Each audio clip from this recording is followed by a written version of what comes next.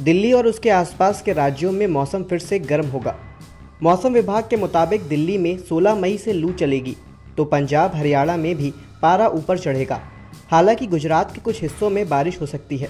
जम्मू कश्मीर, हिमाचल प्रदेश और उत्तराखंड जैसे राज्यों में बारिश और तूफान की संभावना है। हालांकि समय के साथ इसमें धीरे धीरे कमी आने की उम्मीद है। उत्तर प्रदेश और राजस्थान जैसे क्षेत्रों में भी धूल भरी आंधी आने का अनुमान है। किसान भाई अब खुद अपने गांव में ही मिट्टी जांच केंद्र खोल सकते हैं। इससे उन्हें अच्छी कमाई होगी। सरकार इसके लिए सब्सिडी भी दे रही है। अभी देश के लाखों गांवों में मिट्टी जांच केंद्र नहीं है। ऐसे में आपके पास इस बिजनेस में हाथ आजमाने का अच्छा मौका है। एक जांच के लिए 300 रुपये मिलते हैं। खेती करने से पहले मिट्टी की जांच नहीं करने से किसानों की फसल पोषक तत्वों की कमी की वजह से अच्छी पैदावार नहीं देती। अगर गांव-गांव मिट्टी जांच केंद्र खुल जाएंगे तो किसान खेती करने से पहले मिट्टी की जांच आसानी से करवा लेंगे। सरकार ने सॉइल हेल्थ कार्ड नाम से एक योजना शुरू की है। इसके तहत पंचायत स्तर पर मिनी मिट्टी जांच केंद्र खोलने में मदद करती है। पंचायत स्तर पर मिनी मिट्टी जांच केंद्र खोलने के लिए आप चाहें तो आधिकारिक वेबसाइट soilhealth.dac.gov.in पर जाकर आवेदन कर सकते हैं। फॉर्म भरने में कोई परेशानी हो तो किसान कॉल सेंटर 1800-180-1551 पर भी कॉल कर सकते हैं। इस लैब में पंचायत और उसके आसपास के गांवों के खेतों की मिट्टी की जांच की जाती है। मिट्टी जांच केंद्र 2 तरह के होते हैं। पहला, इमूवेबल सॉइल टेस्टिंग लेबोरेटरी, यानी आप एक दुकान किराए पर लेकर मिट्टी जांच केंद्र शुरू कर सकते हैं।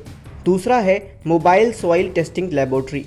इसके तहत आपको एक गाड़ी खरीदनी पड़ेगी जिसमें मिट्टी जांच केंद्र के सभी उपकरण रख सकते हैं। इस गाड़ी से आप गांव-गांव घूमकर मिट्टी की जांच कर सकते हैं। इसमें काफ़ी मुनाफा हो सकता है। गुलाबी सुंडी से अपनी फसल बचाने के लिए किसान भाई पीबी नॉट तकनीक का इस्तेमाल कर सकते हैं।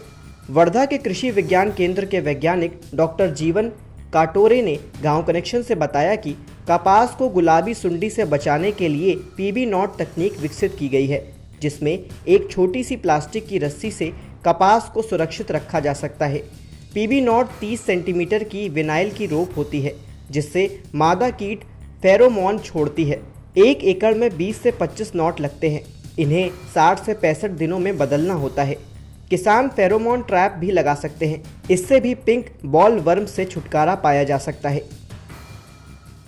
कृषि वैज्ञानिकों ने कहा है कि अगर किसान भाई धान की सीधी बुआई करें तो कम पानी, कम लागत और थोड़ी मेहनत में अच्छी फसल पा सकते हैं। कम समय में तैयार होने वाली किस्मों में पूसा बासमती 1509, पूसा बासमती 1692, पूसा बासमती 1847 प्रमुख हैं। ये किस्में 120 से लेकर 125 दिनों में पककर तैयार हो जाती हैं। इसके साथ ही जो मध्य अवस्था की किस्में हैं जो 140 दिन के अंदर तैयार होती हैं, उनमें पूसा बासमती 1121, पूसा बासमती 1718, पूसा बासमती 1885 शामिल है। धान बिजाई से खेती सबसे अच्छी है। इसमें पानी की बचत, श्रम की बचत और ग्रीन हाउस गैस के उत्सर्जन में कमी होती है। अगर आप 4 धाम यात्रा पर निकलने की सोच रहे हैं तो उत्तराखंड के मौसम की जानकारी ज़रूर ले लें। खराब मौसम के कारण परेशानी हो सकती है। यात्रा शुरू करने से पहले रजिस्ट्रेशन ज़रूर करा लें। इस बार 10 मई से उत्तराखंड की 4 धाम यात्रा शुरू हो गई है और इसी के साथ यमुनोत्री, गंगोत्री, केदारनाथ और बद्रीनाथ के कपाट खुल गए हैं। इसके लिए यात्री ऑनलाइन या ऑफलाइन दोनों तरीकों से रजिस्ट्रेशन करवा सकते हैं। आपको इसकी आधिकारिक वेबसाइट registration&touristcare.uk.gov.in पर जाकर यात्रा से जुड़ी सभी जानकारी देनी होगी। आप चाहें तो touristcare.uttarakhand@gmail पर मेल भी कर सकते हैं। किसान टिश्यू कल्चर से तैयार पौधों से केले की खेती करे तो केला उत्पादन बढ़ सकता है। अभी तक बिहार में टिश्यू कल्चर द्वारा केले के पौधे तैयार करने वाली प्रयोगशालाओं की संख्या बहुत कम थी। जो प्रयोगशाला थी भी वह भी केवल ग्रेड नैनो प्रजाति के केले के पौधे बनाते थे, जिन्हें बिहार का उपभोक्ता कम पसंद करता है। कृषि वैज्ञानिक SK सिंह ने कहा कि रबी की फसल काटने के बाद खेत खाली हो जाता है।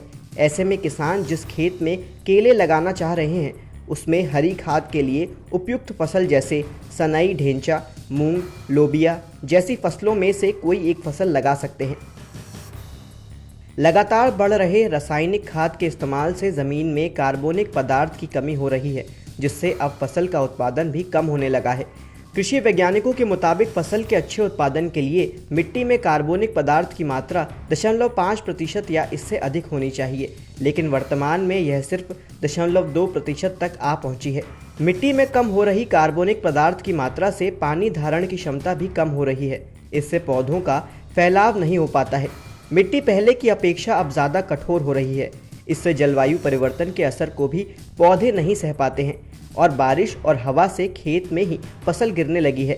ज़मीन की उर्वरा शक्ति को बनाए रखने के लिए गोबर और जैविक खाद का प्रयोग किसानों को करना चाहिए। सूरजमुखी में इन दिनों झुलसा रोग बढ़ रहा है।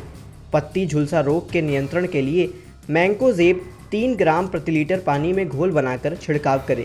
पुष्प की अवस्था पर 2% बोरॉक्स और 1% जिंक सल्फेट के छिड़काव से दाने भरे हुए मोटे और तेल उपज में वृद्धि होती है। चैंपा पौधों के रस चूसते हैं। इनका प्रकोप हो तो नियंत्रण के लिए 200 मिलीलीटर मेलाथियान 50 EC को 200 लीटर पानी में मिलाकर फसल पर छिड़काव करें। रोगों के रोकथाम के लिए फफूंदनाशक दवा जैसे बाविस्टिन या थीरम नामक दवा से बीजोपचार ही सबसे सर्वोत्तम तरीका है।